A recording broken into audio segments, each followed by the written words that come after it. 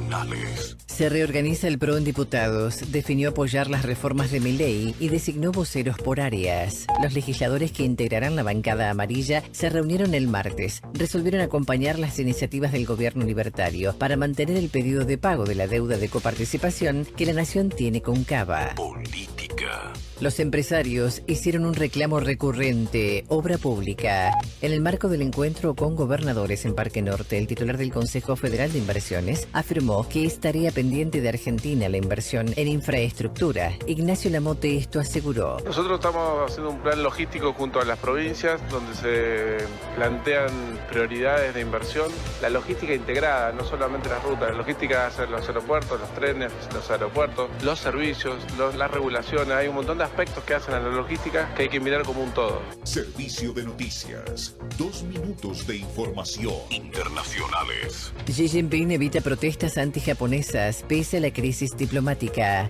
El régimen chino responde con sanciones y restricciones a Japón tras la polémica por Taiwán, optando por no alentar manifestaciones masivas que podrían desestabilizar la situación social y económica del país. Esto fue Servicio de Noticias. 2 minutos de información a cada hora. En Onda Latina, paramos para comprar. Inicio espacio publicitario.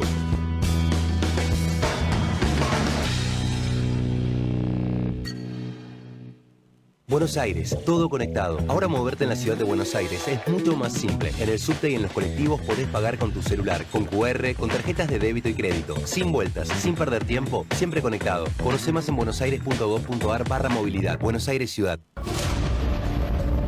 El último año, más de 1.500 motociclistas, en su mayoría jóvenes, murieron por no usar casco. Vos, que tenés cerebro, usalo. Luchemos por la vida.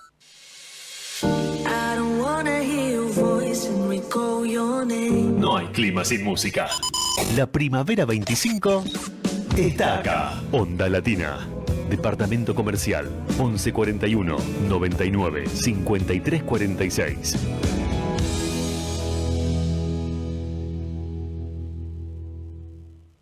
Deja que suene. Onda Latina AM 1010. Desde Buenos Aires, República Argentina.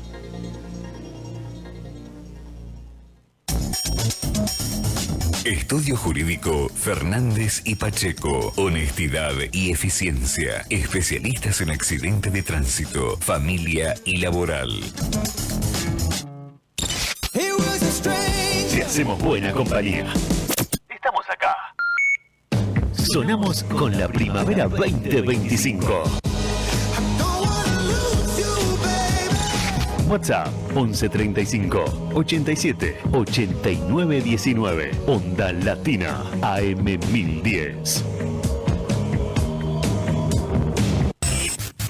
Volvemos a nuestra programación habitual. Volvemos a Onda Latina. Fin de espacio publicitario.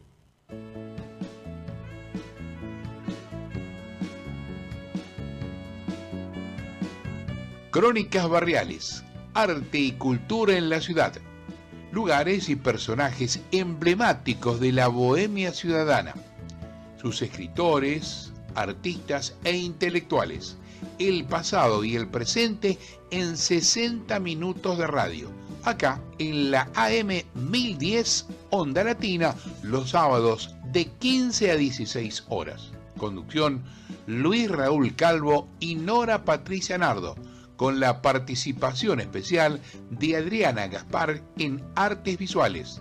Te esperamos.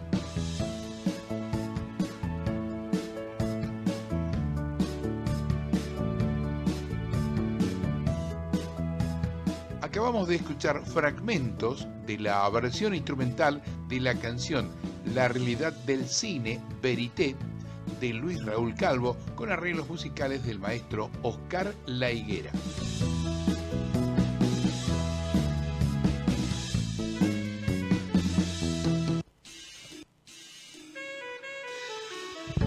Hola, ¿qué tal? Buenas tardes. Nuevamente acá en la M1010 Onda Latina con Crónicas Barriales, Arte y Cultura en la Ciudad. Nos acompaña en la operación técnica Fabricio Guerrero. Nuestros teléfonos 4372-2841 y 4372-3061. ¿Qué tal, Nora? ¿Cómo estás? ¿Qué tal? Buenas tardes a todas y a todos nuestros oyentes. Muy bien, una tarde soleada. Una tarde, sí, está linda la verdad, ¿no? Sí. Después de la lluvia que tuvimos. Intensa. Bueno, tenemos para comentar un poquito lo del martes pasado, ¿no? En el cierre del ciclo 2025 de la Liberty Café, un encuentro muy especial, muy emotivo, entre otras cosas porque, bueno, se presentaba tu libro, ¿no? Era apenas un instante, ¿no? En versión bilingüe español-italiano. Así es, realmente fue un momento único, irrepetible, un instante que llenó el alma por la calidez del público presente, por las canciones que cantaron, bueno, por la lectura que realizó Lidia Nardo y mi primo Natal Eduilio, por las canciones que cantaste vos y tocó vos, Luis Raúl Calvo, y tocó Oscar La Higuera, por la presentación de Alicia Pastore. Bueno, por todos aquellos que estuvieron presentes y con sus voces y sus silencios hicieron posible una noche inolvidable. Así es. Que se completó también en este encuentro, que fue el encuentro número 763 en el bar notable La Dama de Boschini, con la mesa de poesía Amadeo Gravino, en la cual participaron Andrés Boslaski, Gloria Mendoza Borda de Perú, Alejandra Pultrone y Omar Espósito, un poeta argentino que está radicado en Francia. En Poetas Hispanos en París tuvimos la posibilidad de conocer algunos poemas de Luisa Futoransky y de Bernardo Eschaveta, y tuvimos en Artes Visuales libro de artista de Silvia Bonder, Grafismo Biológico.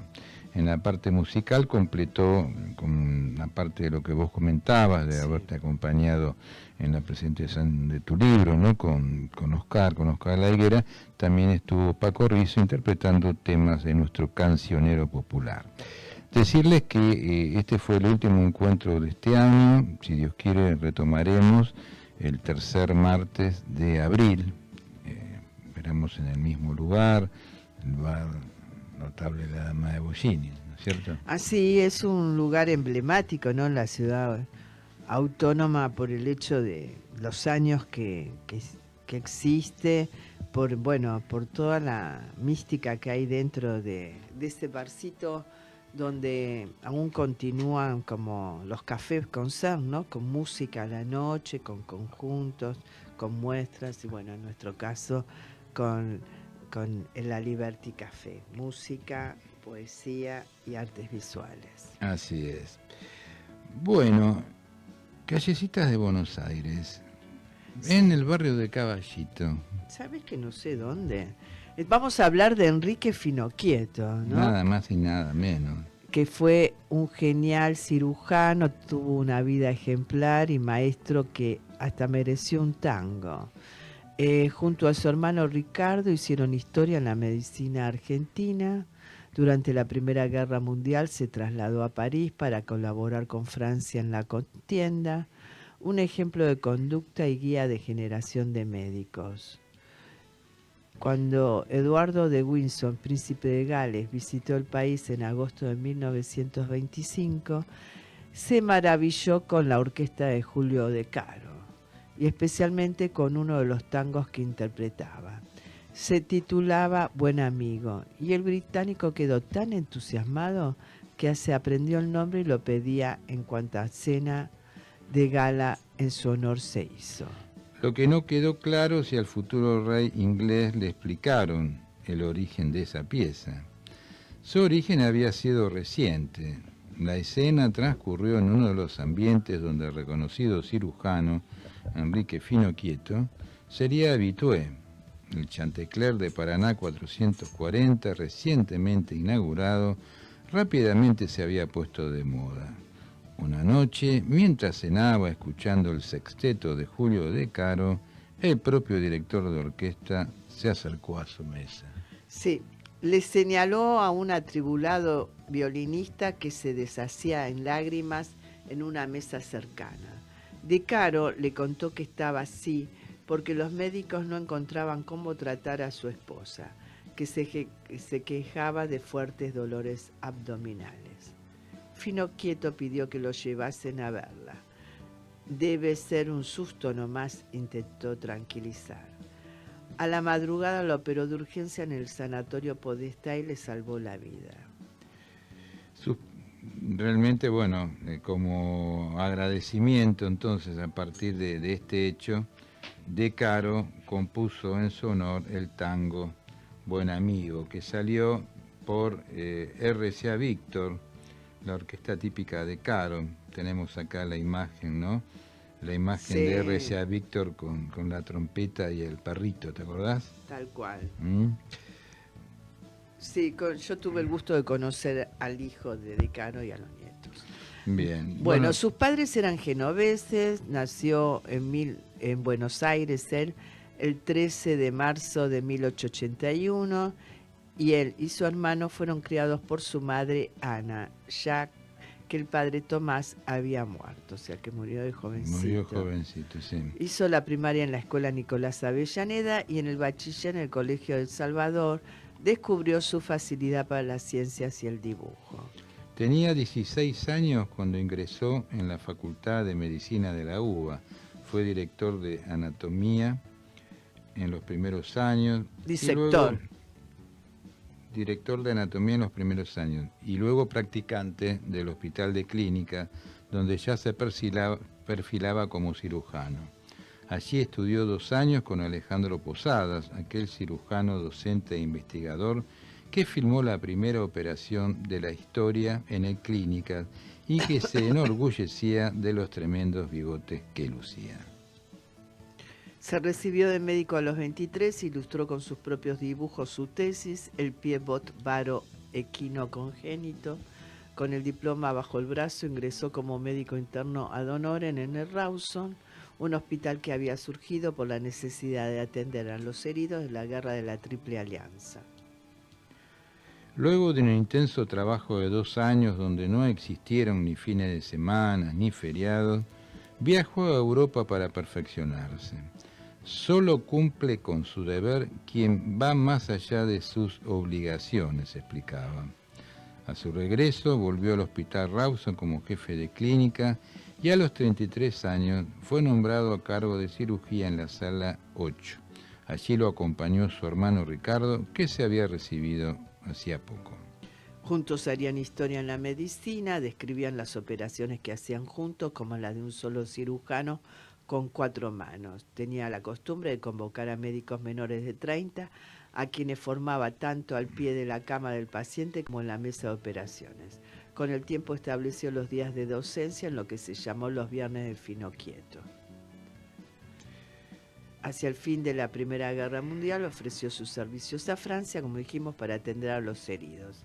Llegó a París en 1918 y se le confió la jefatura luego de cirugía del Hospital Argentino Auxiliar 108, cuyo funcionamiento era costeado por la comunidad argentina en París.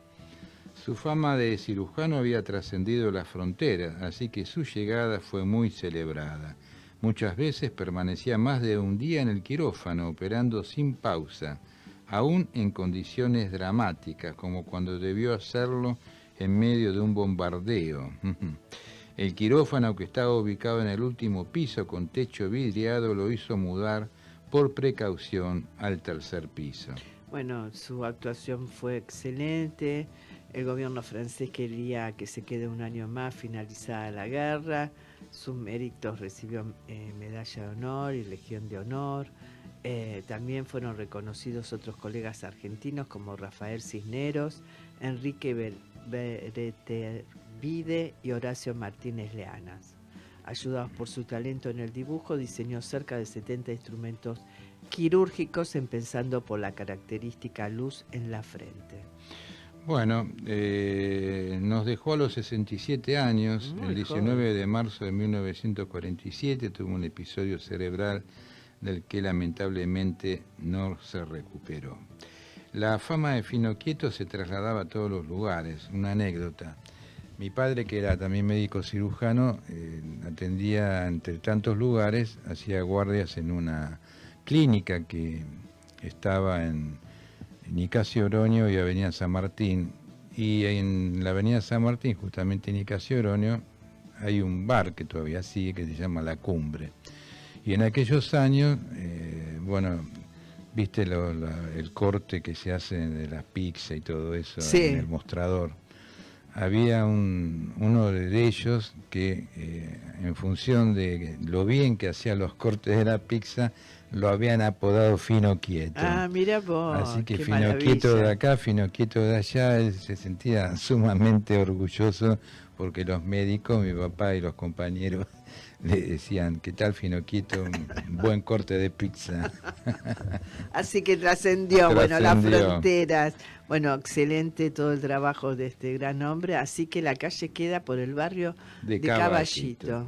Muy bien. Bueno, vamos a ir al primer tema musical. En el Día de la Música. Justo en el día de Santa Cecilia, el Día de la Música.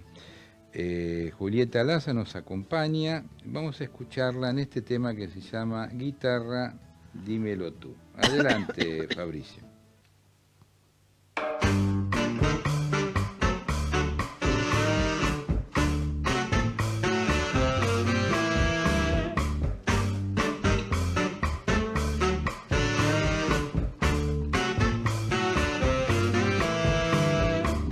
Si yo le pregunto al mundo, el mundo me ha de engañar.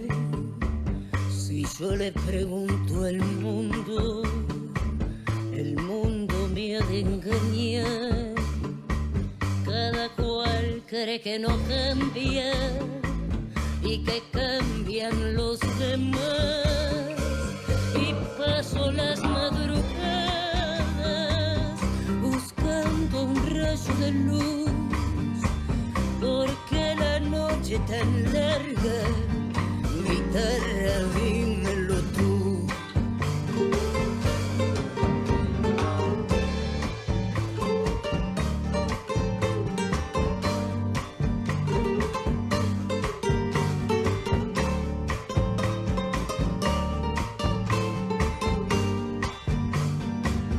Los hombres son dioses muertos de un tiempo ya derrumbado.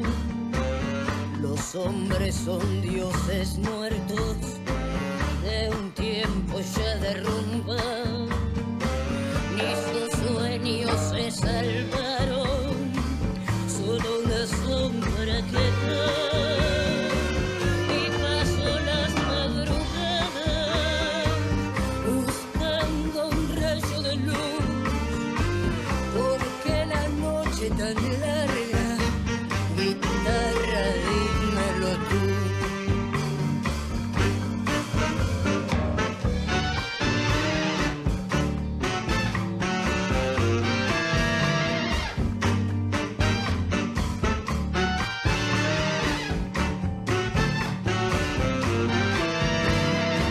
Se vuelve cruda mentira lo que fue tierna verdad.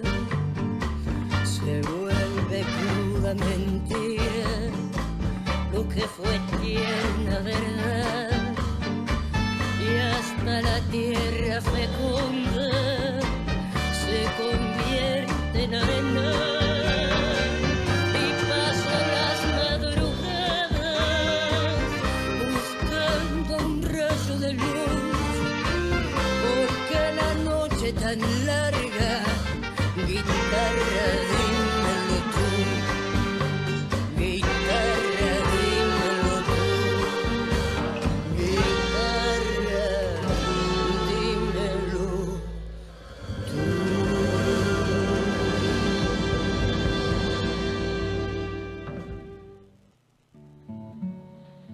artes visuales, vanguardias y colectivos artísticos. Buenas tardes a toda la audiencia de nuestro programa. Bueno, y hoy les quiero contar un poco acerca de una galería que fue emblemática para nuestra querida ciudad de Buenos Aires, para una época también emblemática de nuestro país, como fue la Galería Lirolai. Para quienes no conocen esta galería, bueno, fue sumamente importante y acompañó todos los movimientos disruptivos y esa disrupción también de los artistas independientes que expusieron en sus salas. La Galería Lirolai abrió sus puertas el 22 de agosto de 1960. Recordemos que es una fecha muy emblemática para la Argentina en cuanto a las artes visuales, porque estamos pensando en una década donde transcurrió también el Instituto Di Tella, estamos pensando en las experiencias 68, 69 y 67, 68, perdón, que fueron cuando, bueno, el Instituto Di Tella llegó a su máximo esplendor con las distintas disciplinas del arte, ¿no? Pero bueno, acá nos detenemos en las artes visuales. ¿Dónde estaba la Galería Lirolai? En Esmeralda 869. En ese momento se hablaba del barrio de Retiro, yo creo que hoy podemos decir que estaba en pleno Recoleta.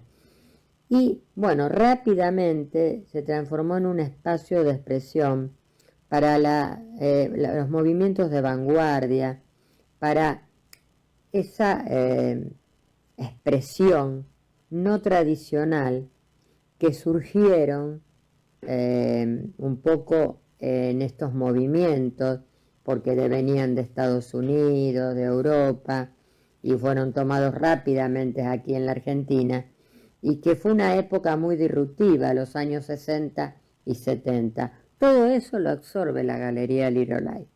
Por eso la recordamos como una galería emblemática donde realmente transcurrieron los grandes y las grandes artistas y artistas argentinas y argentinos. En la primera década funcionó en paralelo con el Instituto Di Tella. Ambos asumieron la apertura del arte que se vivió en Buenos Aires en los años 60 y 69.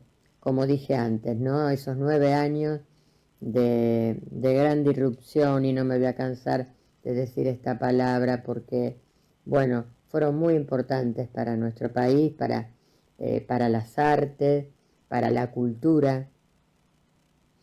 La galería en 1969 se muda al primer piso de Paraguay 794. ¿Quiénes estuvieron en esta galería? Marta Minujín, León Ferrari, Dalila Pusovio, son algunos de los tantos artistas tan reconocidos y reconocidas y con tanta trayectoria que realizaron allí sus primeras muestras. Sus fundadores, Mario y Paulette Fano, decidieron cerrar en 1981 la galería cuando se trasladan, se mudan a Nueva York. Hay que destacar que en la apertura de la galería había fotografía, incluso la experimental, algo poco frecuente en ese momento, al mismo tiempo que dieron gran apoyo distintos escultores, pintores, grabadores, dibujantes y quienes desarrollaban también en esa época el arte de las técnicas mixtas, el arte del objeto, ¿no? Toda esta cuestión tridimensional, no tradicional, que apareció en los 60. ¿Por qué digo tridimensional, tridimensional no clásico? porque no eran esculturas, sino era el arte del objeto, que cobraba otro valor y otra forma de mirarlo también. Lirolai fue un lugar de exposición, pero también fue un lugar de encuentro, de charlas, de debate, acerca de esa contemporaneidad que nos estaba atravesando. Y nos encontró así, como muy, con muchas ganas de vivir todo esto, pero también nos impactó mucho porque estábamos acostumbrados a otro tipo de lenguaje. Allí expusieron en muchos casos, de manera inicial, artistas que hoy, son destacados por la historia. Dentro del arte argentino, por ejemplo, Roberto Eisenberg, Antonio Berni, Jorge de la Vega, Luis Felipe Noé, Antonio Seguí, Rogelio Polecelo, Pablo Suárez, esto, entre otros, ¿no? Algo importante a destacar es que la galería contaba con un importante archivo, y este archivo, que era tan importante y que absorbió estas épocas de tanta ebullición, que contenía catálogos, folletería, notas de prensa, afiches, de todos los artistas y las artistas que allí expusieron, fue donado por Nelly Perazo a la Universidad Nacional de 3 de Febrero. Nelly Perazo, gran baluarte realmente para las artes plásticas, para las artes visuales, una gran académica. Y otra cosa que me gustaría destacar es que en noviembre de 1961, un grupo integrado por Kenneth Kemble, Enrique Barilari, Olga Pérez, Jorge López Anaya, Jorge Roger, Antonio Seguí, Silvia Torraz y Luis Güell, presentaron en esta galería la insólita e inesperada exposición de arte destructivo, la que dio mucho que hablar en su momento, pero fueron todos movimientos de vanguardia que realmente nos enriquecieron mucho y que hay mucha historia para contar, que en algún momento vamos a ir separando movimiento por movimiento y artista por artista y ver cómo atravesaron esta galería, porque no fue solo la sala con las paredes, como dije antes, sino los diálogos que existieron allí, los debates, las notas de prensa, todo lo que generó, ¿no? Todo el movimiento que se generó. Así que me pareció muy importante para los que no la conocían y para que quienes la conocían, que podamos recordarla a esta galería emblemática de nuestra ciudad de Buenos Aires. Bueno, con esto me despido. Hasta la próxima semana.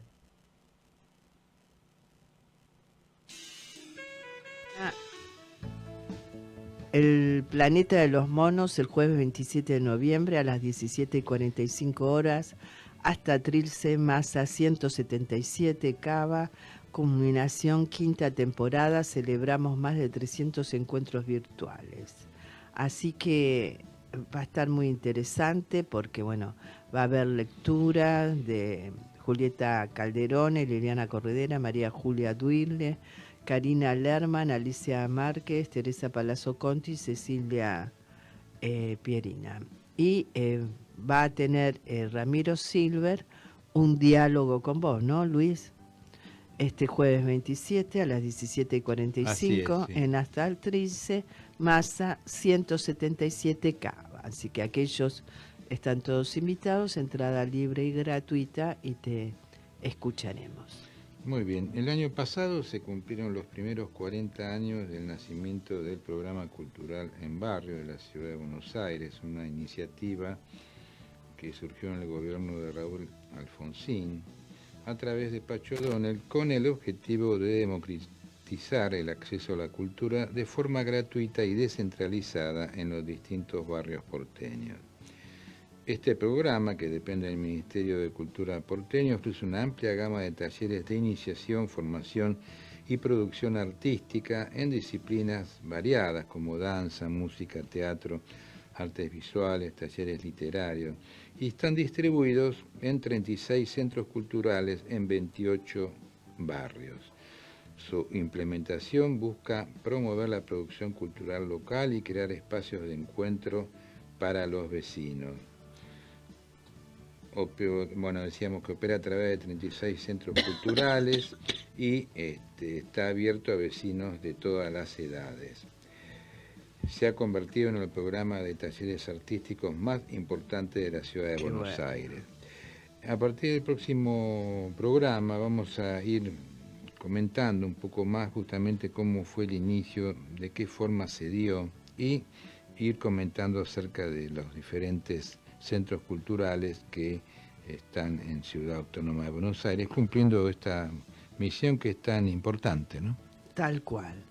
Bueno, ahora es como que... ¿Qué pasa ahora? Ahora hay que cerrar los ojos A ver. y vamos a escuchar una voz que nos hace soñar. Adelante, Fabricio.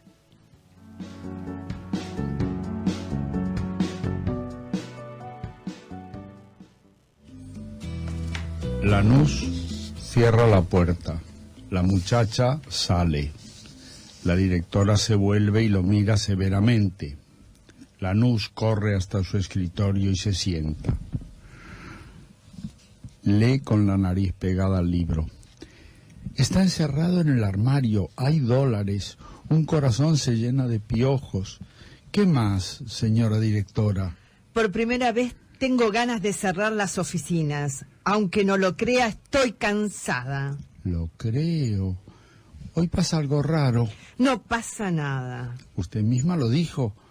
Un caso un poco alterado, eso es todo. No me refiero a eso. Me cuesta volver a empezar. Una ínfima rebelión puede ser fatal. ¿Qué dice? ¿Oyó ahora? Con los dos oídos que todavía conservo. Es todo lo que se le ocurre decir. Tiene usted razón. Mejor que decir es hacer. Abriré la puerta. ¿La puerta? No, Lanús. Pero golpean la puerta. No, Lanús, no es la puerta. No es la puerta. Es el armario, Lanús. ¿Y? Sí, ya sé. Abriré el armario. En puntas de pie. Va hasta el armario y lo abre con mucha cautela. Aparece un muchacho con una rosa blanca en la mano. Viste pantalón y camisa de tonos azules. Todo su aspecto, además de belleza, irradia frescura y transparencia. Sale del armario y avanza ante el estupor de la directora y Lanús. Lo saluda con pequeñas reverencias que parecen pasos de baile. Luego dice: Hola, ¿qué tal? Soy el ángel del armario. Sí, era yo el que golpeaba. Soy el ángel del armario. ¿Por qué tardaron tanto en abrir? ¿No quieren contestarme? ¿Por qué tardar tanto en abrir? De manera que era usted la angelical criatura que desmoronaba la puerta del armario. No me cabe la menor duda. A mí tampoco. Estábamos muy ocupados. Alto ahí. No se mueva o disparo. Lanús, eche llave a la puerta. Con que un ángel, ¿no? Cuidado. No se mueva, he dicho. ¿Con qué un ángel? Un ángel entre los hombres. Es usted un ladrón muy ingenioso, pero de aquí no saldrá libre. Venga, Lanús, llame a la policía. No vaya, es inútil. No se mueva. Es inútil, señora. Creo que ha llegado el momento de disparar. ¡Vamos, fuego! Cuelgue el teléfono, guarde el revólver. Cuidado. De aquí no saldrá con vida. Sean razonables. De nada valdría matar a un ladrón cuando no lo es. Sí, pensándolo bien, se trata de una cuestión de fe. No soy un ladrón. ¿Usted, Lanús, me cree? Puedo asegurar que no está robando. Ya ve, un presente maravilloso. Elija la policía o la muerte. Haga lo que quiera, pero no me abandone. Elija. Permítame decirles antes para qué salí. ¿Puede hacerlo en pocas palabras? Cállese, Lanús. Salí para ofrecerle esta rosa blanca. La directora y Lanús parecen advertir la rosa por primera vez. La directora vacila un poco, pero vuelve a su actitud. Bueno, hicimos un diálogo que está en este nuevo libro de Héctor Miguel Ángel, La Paralela. Así que, Héctor, un gusto tenerte acá con nosotros. Héctor nació en Buenos Aires en 1930, fue docente, es crítico, traductor de italiano, guionista de TV educativa. En 1962 viajó a Europa, becado por el gobierno de Italia para especializarse en la literatura de ese país. Escribió muchos libros, el primero fue Voces del primer reloj, en 1948, y el último, en poesía, Frutas sobre la mesa, en el año 2007.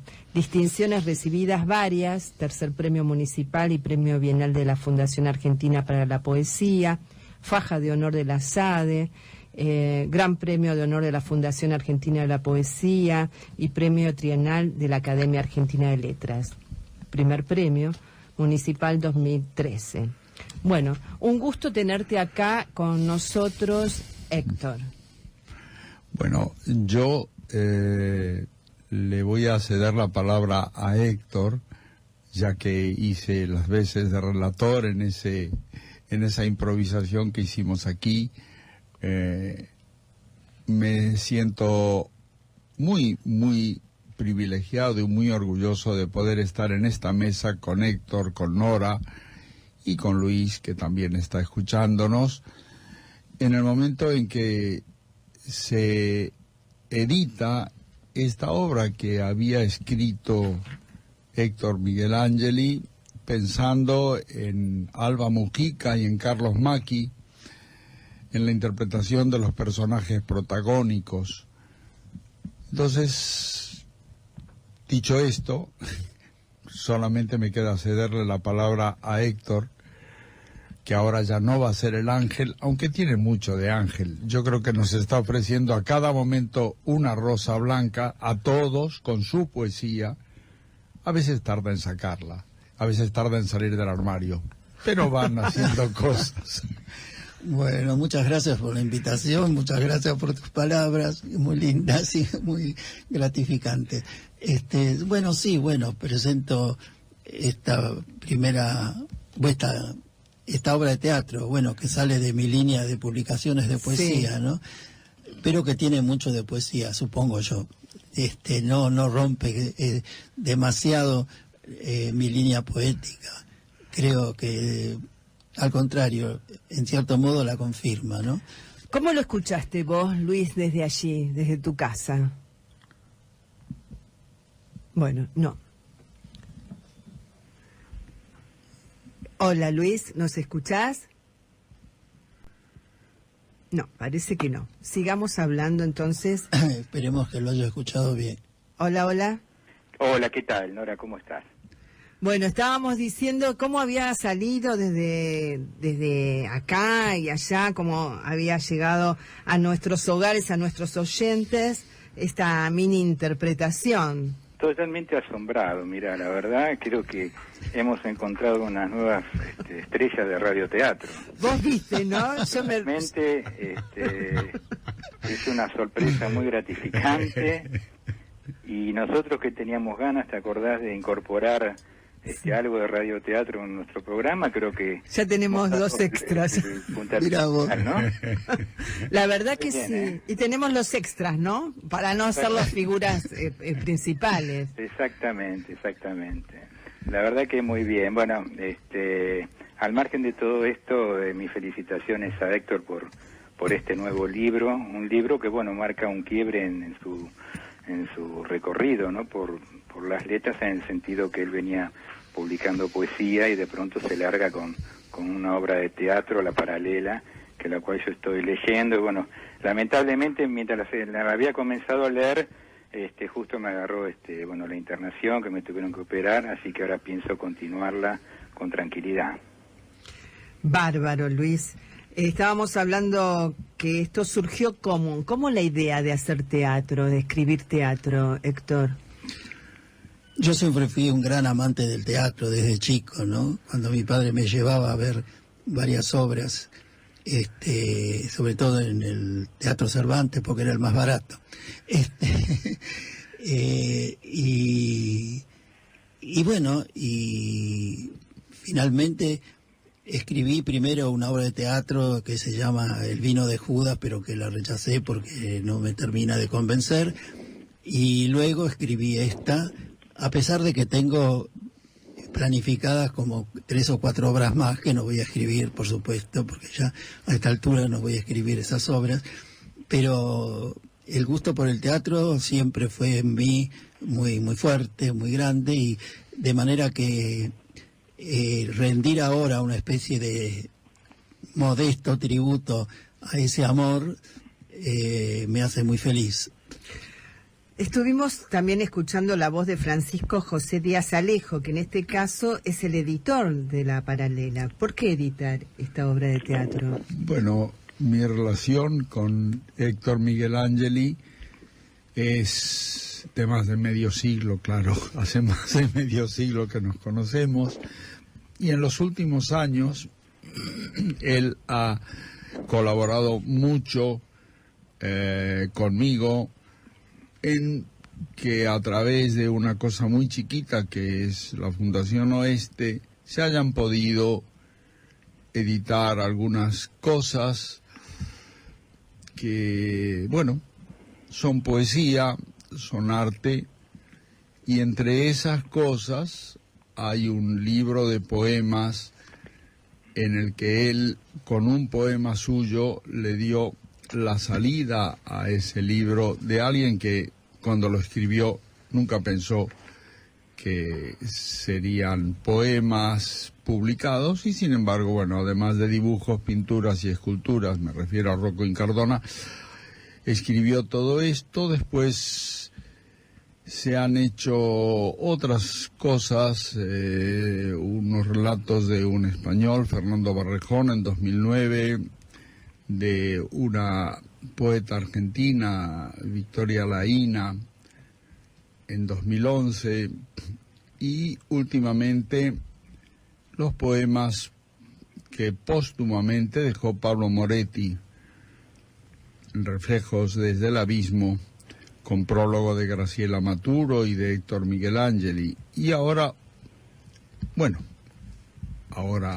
entonces ya el año pasado, cuando Héctor comentó que quería ver qué pasaba con esto que había escrito hace tiempo, bueno, yo lo leí y empecé a insistir en que eso tenía que darse a conocer, ¿no? Tenía que darse a conocer, y llegó el momento de hacerlo y se ha hecho esta edición. Y bueno, se está dando a conocer. Bárbaro. Luis, ¿alguna pregunta? Sí, no, estaba escuchando a Paco, Pepe Díaz Alejo. Bueno, ante todo, buenas noches a ambos, a Héctor, a Paco, a nuestros oyentes, Luis. A vos, Nora. Interesante, ¿no? Toda esta última etapa de la Fundación Oeste, en lo que tiene que ver con la edición de libros, la difusión a autores. Y la colaboración con Generación Abierta, que ha sido fundamental para la actividad esta, porque Generación Abierta, que pronto cumple 25 años, ha abierto las puertas probablemente con una sola frase, ¿no? Porque compartir los sueños es algo digno de ser celebrado. Uh-huh. Y entonces yo sentí ahí un estímulo enorme, y afortunadamente ustedes han sido muy benignos y me han pedido colaboraciones y yo las he intentado hacer y colaborar con ustedes en todo, incluido en esto que es cultura y es sueños. Y son en sueños. Realidad, gracias por estas palabras. En realidad, nosotros siempre decimos con Nora, cuando charlamos a veces con Alicia Neira, también otra colaboradora importante en la revista, con Adriana, que Generación Abierta es como una especie de construcción colectiva, ¿no? Y nosotros a lo largo de todos estos años siempre hemos intentado justamente poder construir con otros esto que tiene que ver con las ideas, esto que tiene que ver con el arte, con la reflexión. Así que bueno, en la medida en la cual uno puede nuclearse justamente con gente que piensa desde este lugar, todo es más fácil. Claro, claro.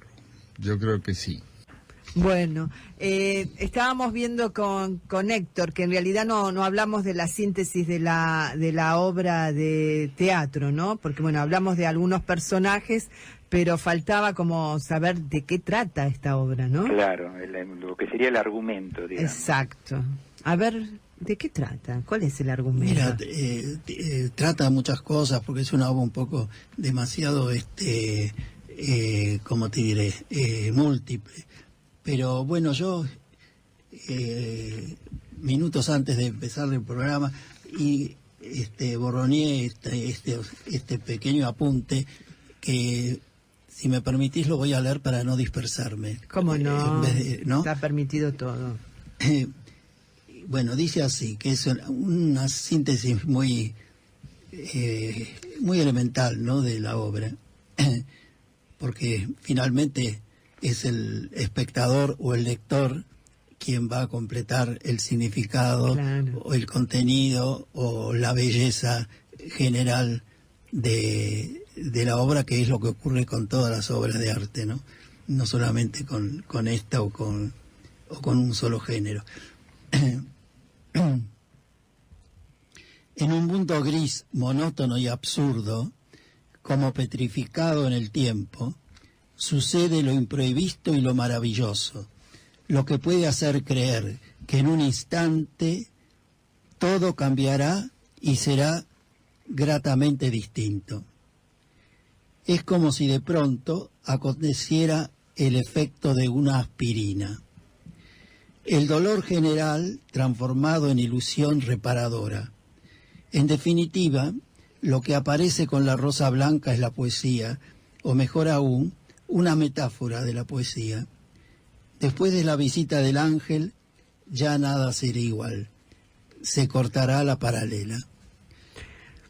Te digo esto de la aspirina, que en un primer momento yo pensé ponerle como título no la paralela, sino la aspirina. Mirá vos. Después lo rechacé porque dije, bueno, por ahí creerán que es un tratado sobre el medicamento.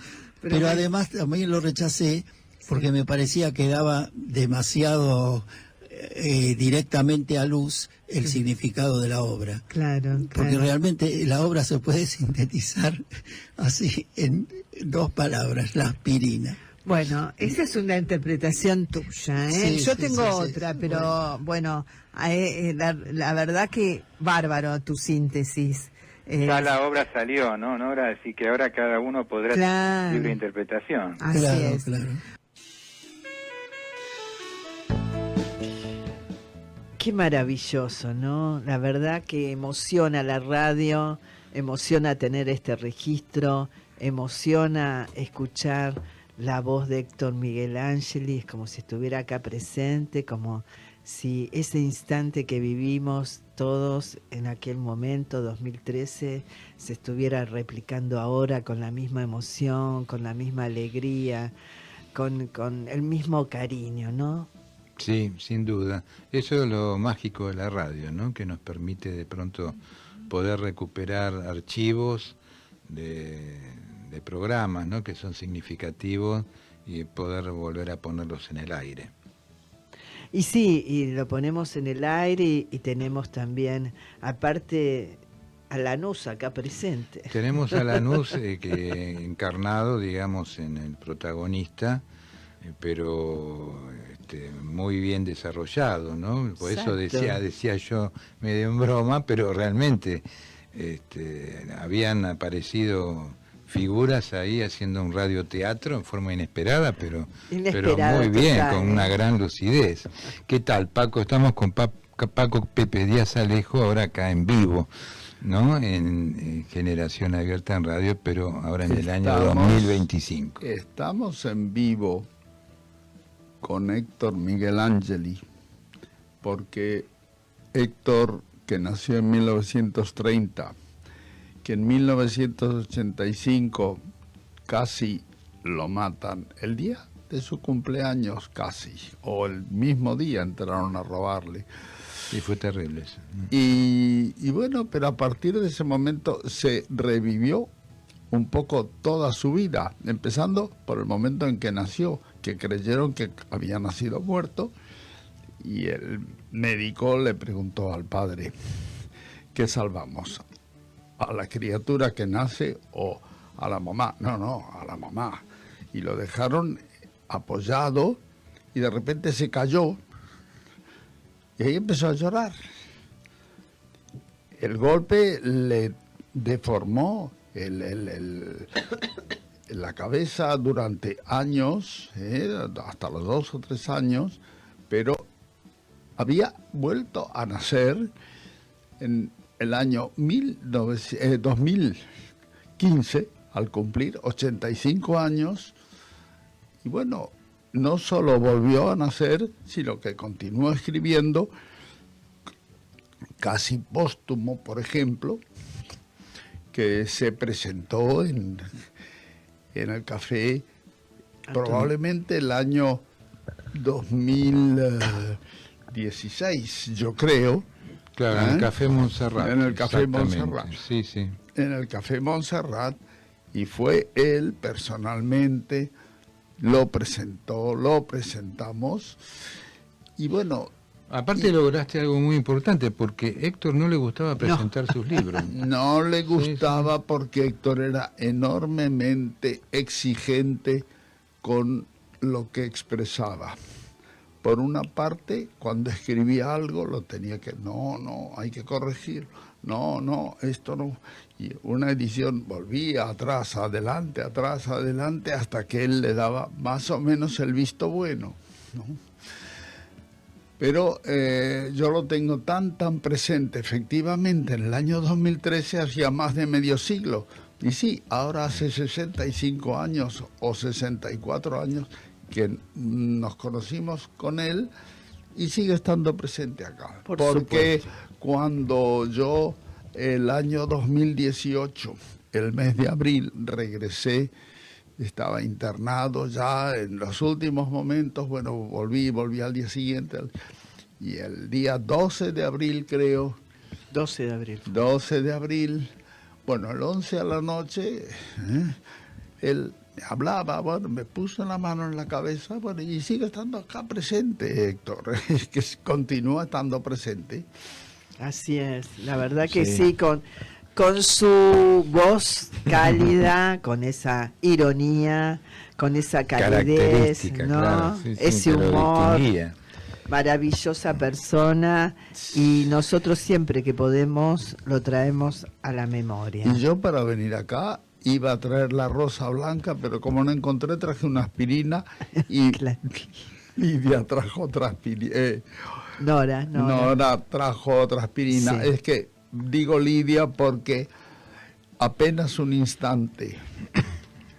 Exactamente, apenas un instante, mi fue hermana Lidia. Por su hermana Lidia. Y Héctor tiene una hermana que se llama Lidia. Lidia Angeli, que también está presente y estará escuchándonos.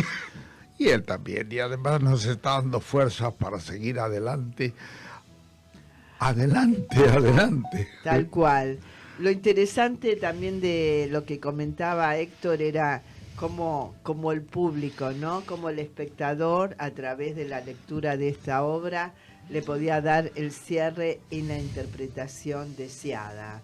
Esta obra que tiene varias aristas y que quizás puede hablar de un instante, puede hablar de la claridad, puede hablar de lo mágico, pero también puede hablar del autoritarismo, también puede hablar... Inclusive puede hablar de lo que no se habla, porque ese ángel que está encerrado en el armario, la expresión estar encerrado en el armario significa vivir discreta y ocultamente a las inclinaciones de la persona.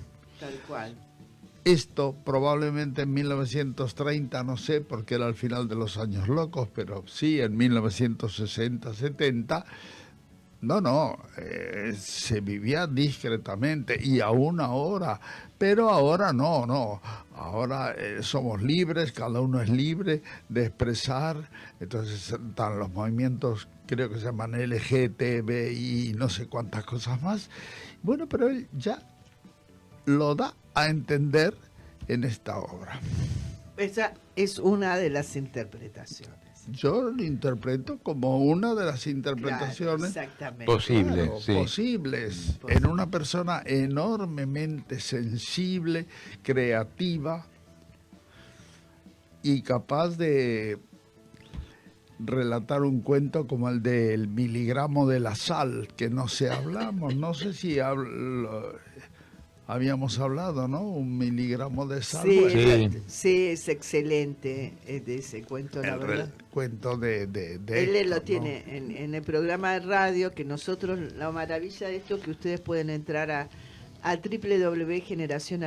www.generacionabierta.com.ar y encontrarse con todos los programas. Desde el primero hasta el último. ¿El primero qué año fue?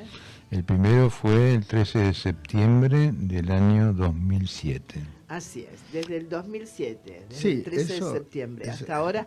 Y si usan la inteligencia artificial, pueden poner Generación Abierta y a quién escuchar y rápidamente te encuentra el programa. Se encuentra el programa y se encuentran lo que han hablado hace un momento cuando hablaban de Filoquieto y de la sala Chantecler. Les acabo de preguntar a Luis y a Nora si ellos se acuerdan. No, claro, la sala Chantecler cerró en 1960, pero yo que llegué a Argentina con 14 meses en 1939 y que vivo a 150 metros, cada vez que paso por Paraná y Corrientes me acuerdo de la sala Chantecler y de lo que creo que allí en algún momento asistí a algún concierto de Osvaldo Pugliese, antes del 60. Claro. O sea que la memoria sirve para volver atrás y para seguir adelante. Claro, para recuperar Sí, la seguro,